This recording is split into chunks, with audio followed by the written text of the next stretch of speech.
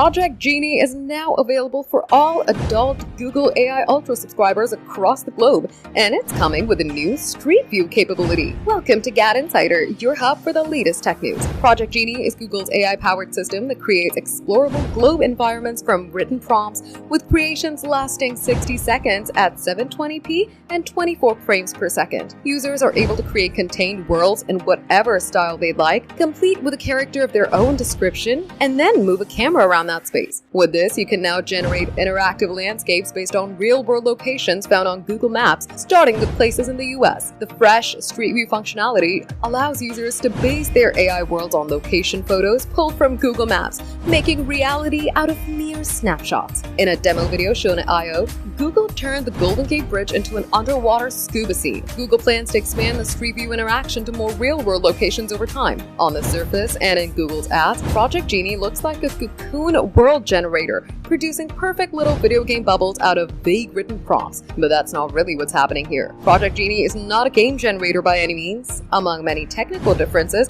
it doesn't have the expertise and precision required to create consistent, responsive, and bespoke mechanics in persistent and believable worlds, and focuses on the importance of narrative flow and interactive stories. Project Genie is capable of generating a limited 3D environment with a controllable camera attached to an avatar. This is cool, but it's not game development. For more updates, subscribe to GadInsider, like and share the video, and don't forget to press the bell icon so you never miss any update.